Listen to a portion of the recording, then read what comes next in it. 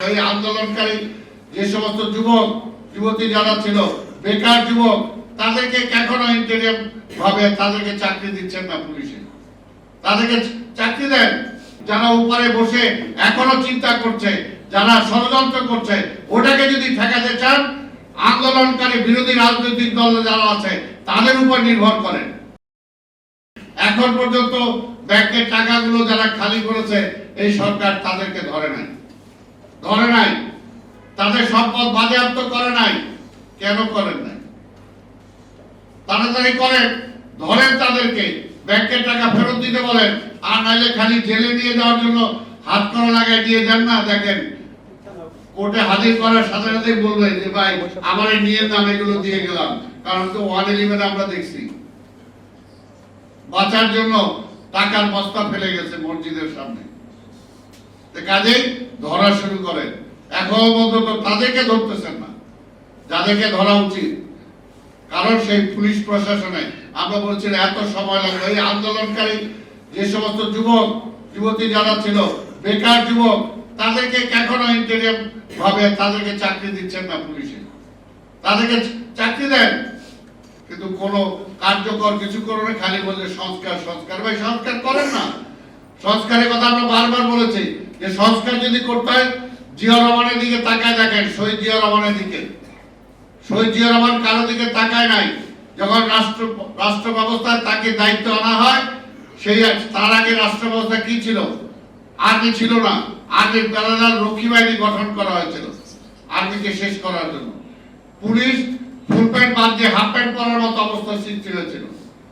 অস্ত্র বাদ দিয়ে হাতে লাঠি নেওয়ার মতো অবস্থা সৃষ্টি হয়েছিল। ওই সীমান্তের ওই পারে অস্ত্রকে যেরকম তালা দিয়ে কোমরে বাইরে রাখতে হইতো, সেই অবস্থা আইন শৃঙ্খলার অবস্থা ছিল। কোনো জবাবদিহিতা ছিল না, শিক্ষা প্রতিষ্ঠানে পড়াশোনা ছিল না। সেই অবস্থায় কিন্তু জিয়া রহমান ক্ষমতায় এসে যে দেশের মানুষ না খেয়ে মারা গিয়েছে, দুর্ভিক্ষ হয়েছে, জিয়া রহমান মাত্র কয়েক মাসের মধ্যে সেই দেশের শৃঙ্খলা ফিরিয়ে এনেছেন। কিভাবে আনছেন? তিনি মেধাবীদের মূল্যায়ন করেছেন। সারা দেশ থেকে খুঁজে মেধাবী লোকজনদেরকে এনেছেন। আপনি উপদেষ্টা বানান, অসুবিধা নাই। আমরা তো বলছি 18 থেকে 20 জন দিয়ে সরকার আপনি চালাতে পারবেন না। আপনি বানান, কিন্তু সেখানে মেধা মূল্যায়ন করেন, মেধাবীদেরকে আনেন এবং প্রতিটা কাজ করার জন্য রাজনৈতিক নেতৃবৃন্দদের সাথে আগে পরামর্শ করেন, তাদের সুপারিশ নেন, তাদের থেকে নাম নেন। তাহলে আপনি রাষ্ট্র পরিচালনা করতে পারবেন ঠিক মতো। আর তা না হলে আপনার প্রশাসনের মধ্যে আওয়ামী লীগের ভূত যারা আছে, সেই ভূত আপনার কাঁধে সওয়ার হয়ে থাকবে। সেই ভূত আপনাকে ভালো দিকে চলতে দিবে না। তারা আপনাকে কিভাবে পরাজিত করা যায়, আপনার এই সরকারকে কিভাবে ব্যর্থ করা যায়, তারা কিন্তু সেটাই চেষ্টা করবে। কাজে তাদের উপর নির্ভর করেন না। আন্দোলনকারী যে রাজনৈতিক দলগুলো ছিল তাদের উপর নির্ভর করেন, তাদের উপর নির্ভর করেন। যদি ফ্যাসিবাদকে, আওয়ামী লীগকে ঠেকাতে হয়, আধিপত্যবাদী শক্তি যারা উপরে বসে এখনো চিন্তা করছে, যারা ষড়যন্ত্র করছে, ওটাকে যদি ঠেকাতে চান, আন্দোলনকারী বিরোধী রাজনৈতিক দল যারা আছে তাদের উপর নির্ভর করেন। কারণ আন্দোলনকারী প্রতিটি রাজনৈতিক দল জনগণের উপর নির্ভর করে আছে। এই কারণে কিন্তু তারা সরকারে কেউ যেতে চায় নাই। আপনাদেরকে সরকারে দিয়েছে, কিন্তু আমরা চাই যে আপনার সরকারটা ঠিক মতো ভালো মতো চালান। ওই আওয়ামী লীগের প্রেতাত্মাদেরকে আবার আপনারা ফিরিয়ে আনার জন্য চেষ্টা করেন না। তাই বক্তব্য আমি দীর্ঘায়িত করবো না। আজকে শুধু এটাই বলবো যে আমাদের আন্দোলন শেষ হয়ে যায় না।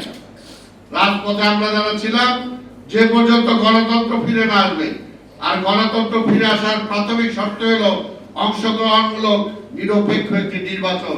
সেই নির্বাচন দিয়ে যতদিন না পর্যন্ত একটা রাজনৈতিক সরকার, জনগণের ম্যান্ডেটের সরকার ক্ষমতায় না আসবে, ততদিন পর্যন্ত রাজপথে আমাদের থাকতেই হবে।